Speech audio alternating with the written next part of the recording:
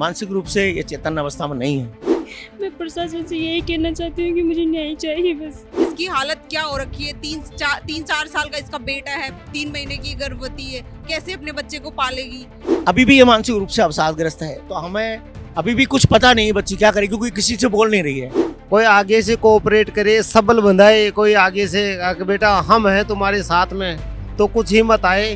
नौकरी हम उसको, वो जिस तरह की भी नौकरी अपेक्षित होगी, वो करना चाहेगी, तो हम उसको उपलब्ध करा देंगे। जिन गलत नीतियों के कारण मेरे पति को उठाया गया है उनके खिलाफ कार्रवाई चाहिए।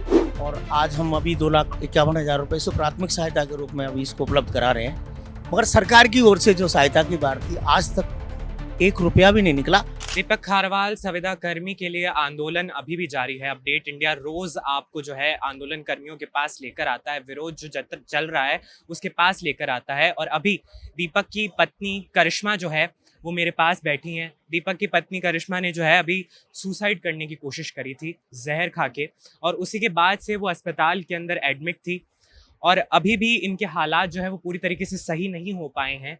करिश्मा अभी भी बोलने की हालत में नहीं है, पर उनके पिताजी हमारे पास बैठे हैं तो उनसे हम बातचीत कर लेते हैं। सबसे पहले तो सर मेरा ये सवाल है कि किन हालातों में है अभी करिश्मा?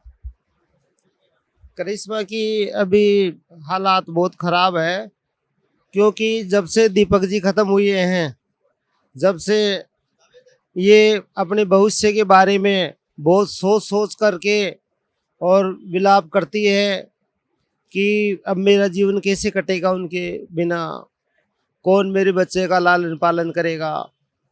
और अभी तो इनके जीवन की शुरुआत हुई थी, अभी लंबी ज़िंदगी है जिनके बारे में सोचती रहती है। और अब देखो, अब जो भी कोई समस्या आएगी तो मेरा तो ये कहना है कि बेटा मुकाबला करना है सभी समस्याओं का, धीरज रख करके अपने बेटे को भी पालना है। करिश्मा का खुद का एक बच्चा है और साथ ही साथ वो गर्भवती भी है, और जब वो गर्भवती हैं तब उन्हें इस तरीके के ट्रॉमा से गुजरना पड़ रहा है। पति को खोना कोई आसान बात नहीं होती किसी पत्नी के लिए, और साथ ही साथ उन्हें पता है कि अब आगे चल के जीवन कैसा होगा, क्योंकि उनके ससुराल पक्ष से भी मुझे पता है कि कोई मदद नहीं मिलने वाली। नहीं, ससुराल पक्ष में कोई कोऑपरेट करने वाला ही नहीं है।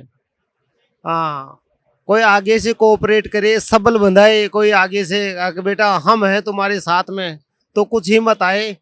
लेकिन ऐसी कोई बात ही नहीं है, वहाँ पर कोऑपरेट करने वाला नहीं है, सबल बंधाने वाला नहीं है, पीठ थपथपाने वाला नहीं है। हाँ, मैं एक बार उस प्रशासन, उन अधिकारियों से भी आपकी बात कराना चाहता हूं जो अभी करिश्मा से जुड़े हुए हैं।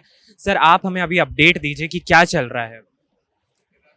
देखिए, अभी तक जो भी वायदे किए थे 12/6 को डेथ वाले दिन, उनमें से किसी भी वायदे पर कोई उसकी अनुपालना हुई नहीं है। और इस बच्ची के गरीब आश्रित परिवार को आर्थिक सहायता देने की बात हुई थी। अब तक सरकार के द्वारा इतने दिन बीत जाने के बाद भी लगभग 1 महीना होने को आ गया, कोई आर्थिक सहायता नहीं मिली। गरीब बच्ची के पास में उसके खुद के नाम से, दीपक के नाम से कोई मकान वगैरह कुछ नहीं था, कोई जायदाद नहीं थी, तो उसको प्रधानमंत्री आवास योजना से आवास देने की बात हुई थी, तो वो भी कोई सांत्वनापूर्ण कार्रवाई नहीं करी। साथ में इसकी बच्ची को संविदा के रूप में सीधी संविदा से नियुक्ति देने की बात हुई, तो उसमें भी कल हॉस्पिटल के जो अधीक्षक महोदय हैं, उन्होंने अपनी तरफ से बिना किसी सरकारी निर्देश के अपनी तरफ से एक सांत्वना देने के लिए उन्होंने कहा कि मेरे चिकित्सालय में मैं ऑपरेटर, कार्यालय ऑपरेटर के रूप में इसको नियुक्ति जो है प्लेसमेंट एजेंसी के माध्यम से देने की मैं पेशकश कर सकता हूं, क्योंकि मेरे हाथ में इससे ज़्यादा अभी कुछ नहीं है। आरएमआरएस की मीटिंग हो तो आरएमआरएस से मैं इसको संविदा पर लेने की भी पैरवी कर सकता हूं। तो ये चीज़ उन्होंने कल मानवीय संवेदना के रूप में कही। हम इससे पहले जब इस बच्ची के साथ ये दुर्घटना घटी तो हम लोग यहाँ प्रिंसिपल से ही मिले थे, और साथ में जो हमारे जयपुर कलेक्टर सुधांशु नायक जी जो उस समझौते में शामिल थे, तो उनसे भी मिले। तो उन्होंने कहा कि आश्चर्य है उन्हें इस बात का कि वो हमारे द्वारा इतने दिन हो गए सब कहे हुए और वो सब चीज़ें की पालना नहीं हो पा रही। प्रिंसिपल सेक्रेटरी हेल्थ और मंत्री जी और जो डायरेक्टर मेडिकल एजुकेशन के आयुक्त हैं बाबूलाल जी, उन्होंने भी एक निर्देश जारी कर दिया था कि जो भी कर्मचारी हटाए गए इन सबको लगा लिया जाए।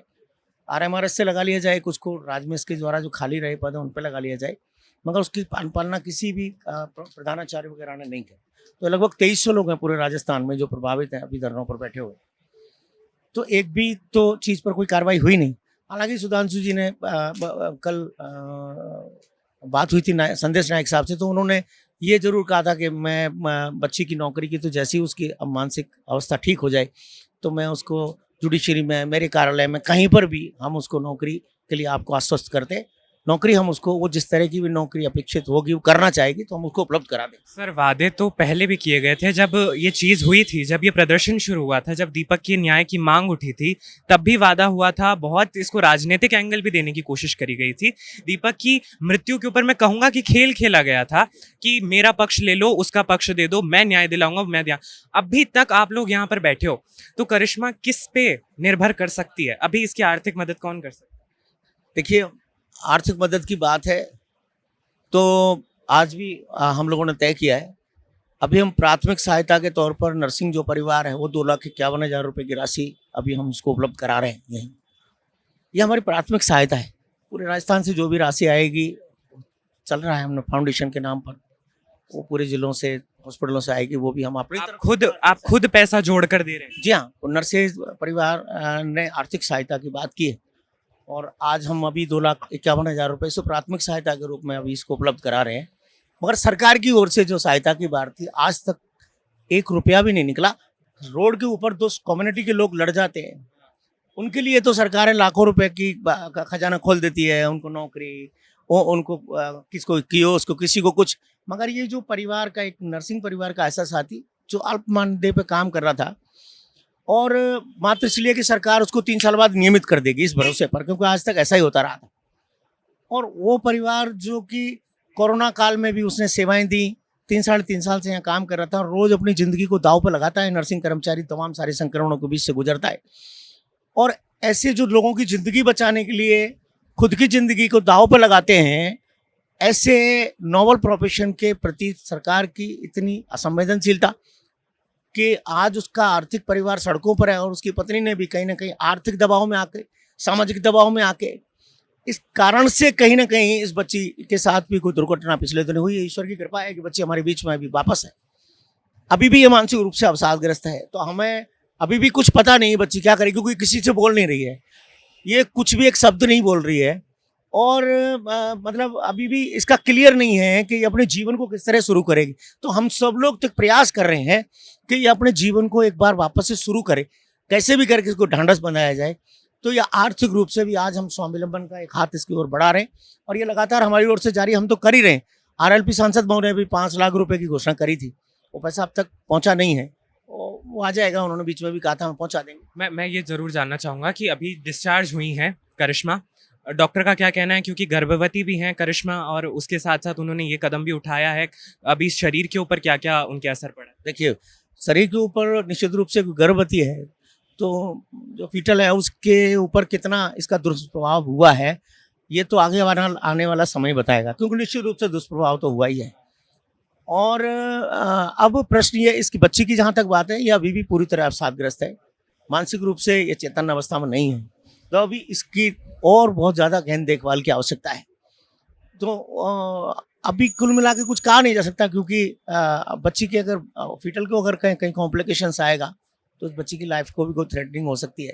तो वो सब चीज़ों में डॉक्टर्स ने दवाएं दी हैं, इसकी देखरेख की बात की है और अभी भी हमें साइकोलॉजिस्ट को हम बच्ची को दिखाएंगे और उसके जरिए से भी हम मदद की बात करेंगे। मानसिक तौर पे, शारीरिक तौर पे, हर तौर पर करिश्मा के ऊपर एक दुखों का पहाड़ मैं कह दूं वो टूट पड़ा है। जब से दीपक गया है तब से न्याय की बात चल रही है।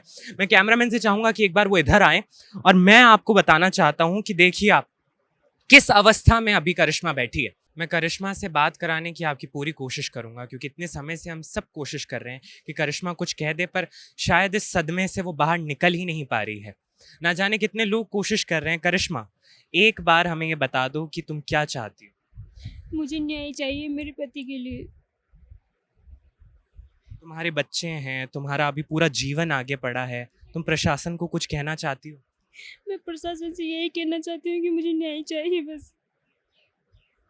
जिन गलत नीतियों के कारण मेरे पति को उठाया गया है उनके खिलाफ कार्रवाई चाहिए।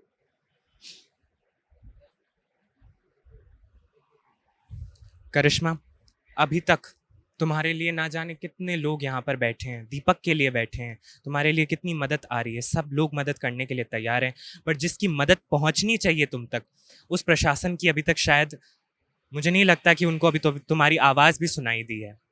तुम एक बार उनके लिए कह दो कि अगर वो सुन नहीं रहे हैं तो सुना दो उन्हें। मैं प्रशासन से यही कहना चाहती हूँ कि बस मुझे न्याय चाहिए और कुछ नहीं चाहिए। मुश्किल हो जाता है ये बताना कि आखिर किस सदमे से हम गुजरते हैं। कोई इसी तरीके से आत्महत्या नहीं कर लेता, कोई ऐसे ही यूँ बड़ा कदम नहीं उठा लेता। ये भी जानती है मेरा बच्चा है, ये भी जानती है, हाँ ये गर्भवती हैं खुद। अभी करिश्मा की हालत तो आप देख ही रहे हैं, ठीक से बोल भी नहीं पा रही है ये। आज 1 महीना हो गया हमारे दीपक भाई को गए हुए, और सरकार की तरफ से ना तो अभी तक कोई मुआवजा आया है। कहने को तो संविदा पे नौकरी मिली है, लेकिन अभी उसका भी कुछ पता नहीं है। जब तक मुआवजा हाथ में नहीं आ जाता, जब तक कुछ नहीं कह सकते। और सरकार अभी तक सुन और नहीं रही है, कान में जू तक नहीं रेंग रही है सरकार की। इसकी हालत क्या हो रखी है, 3-4 साल का इसका बेटा है, 3 महीने की गर्भवती है, कैसे अपने बच्चे को पालेगी और कैसे घर चलाएगी अपना। पिता है वो, पिता कितने दिन करेंगे। और मैं चाहती हूँ दीपक भाई के साथ साथ अभी सभी नर्सेस भाई बहनों को भी सबकी सेवा बहाली हो, ताकि कोई और दीपक ना चला जाए यहाँ से। सभी इसी उम्मीद में बैठे कि सरकार सुने सबकी। उम्मीद सबकी यही है। करिश्मा, तुम ऐसे टूट नहीं सकती। तुम्हें उन मंत्रियों से जिन्होंने तुम्हें कहा था ना, जब दीपक गया था इन लोगों पे लाठियां बरसाते हुए, तब कहा था कि मैं दीपक के साथ खड़ा हूं, मैं ये करना चाहता हूं, मैं वो करना चाहता हूं, बड़े वादे दिए थे। वो कहीं ना कहीं अब तुम्हारे वादे पूरे होते नहीं दिखाई दे रहे हैं। यही लोग तुम्हारी मदद कर रहे हैं। हम सब तुम्हारे साथ है करिश्मा। सभी संविदा नर्सेज, परमानेंट, नियमित, अनियमित नर्सेज, सब तुम्हारे साथ है। तुम नहीं बोल पाएंगी करिश्मा, और यही मैं दिखाना चाहता हूँ उस प्रशासन को जो झूठे वादे करता है और बार बार कहता है कि ये वो। आप देख लीजिए करिश्मा की क्या स्थिति हो रखी है। और अभी भी अगर आप नहीं सुन पा रहे, अभी भी अगर इन संविदा कर्मियों की आप नहीं सुन पा रहे हो आवाज़, तो मैं नहीं जानता कि आप किस तरीके से सुनते हैं। चिकित्सा मंत्री, स्वास्थ्य मंत्री, जो प्रशासन जितने समय से ये बात कर रहे हैं, झूठा दिया जा रहा है कि अब हो जाएगा, पर नहीं हो पा रहा है, वो न्याय नहीं मिल पा रहा है, और कहीं ना कहीं हमें बरगलाने की कोशिश करी जा रही है। अब उससे सीधा सटीक प्रश्न केवल और केवल करिश्मा का है कि आखिर न्याय क्यों नहीं मिल रहा है। मैं नहीं जानता क्या राजनीतिक मूल्य हैं। राजनेता आते हैं यहाँ पे, राजनीति खेलते हैं। हम यहाँ पे इतने समय से आ रहे हैं, हम दीपक की मांग की आवाज़ उठा रहे हैं, उसके न्याय की आवाज़ उठा रहे हैं, पर न्याय मिलता नहीं दिख रहा। ये जो बैठी है करिश्मा, ये वो प्रत्यक्ष दृश्य है कि अगर आप इस सरकार से ये भी कह दे कि भाई हम मरने को तैयार हैं, हम आत्महत्या करने को भी तैयार है, अगर न्याय नहीं मिला तो भी सरकार नहीं सुन पा रही है। यहाँ पर इतने सारे संविदा कर्मी क्यों बैठे हैं, आप मुझे बताइए। रोज ये यहाँ पर क्यों आ जाते हैं? ये चाहते हैं कि न्याय मिले, ये चाहते हैं कि करिश्मा को न्याय मिले। आप सोचिए, एक क्या उम्र है इनकी, इनके एक बच्चा है, इनके ससुराल पक्ष से कोई भी नहीं है जो इनकी मदद कर सके। एक पिता है, पिता कितनी मदद कर सकता है आप बताइए, और गर्भवती हैं ये। तो सवाल सबसे बड़ा ये उठता है कि जो शासन प्रशासन हमें बताता है कि हम डबल इंजन की सरकार हैं, हम ऐसे चलते हैं, वैसे काम करते हैं, बेटियों के लिए ये काम करेंगे, नारी शक्ति ये वो, नारी शक्ति हमारे सामने सिमटी हुई बैठी है, और आप में से कोई जवाब नहीं दे पा रहा है कि आखिर कब न्याय मिलेगा, आखिर कब करिश्मा को न्याय मिलेगा, कब दीपक को न्याय मिलेगा। सबसे बड़ा सवाल है ये अभी का। अगर कोई जवाब दे सकता है तो यहाँ पर आकर इन संविदा कर्मियों को जवाब दे, हमें जवाब देने की कोई जरूरत नहीं है। ऐसे अपडेट्स के लिए बने रहिए अपडेट इंडिया पर। मैं रिपोर्टर हर्षवर्धन, कैमरामैन जावेद अली के साथ।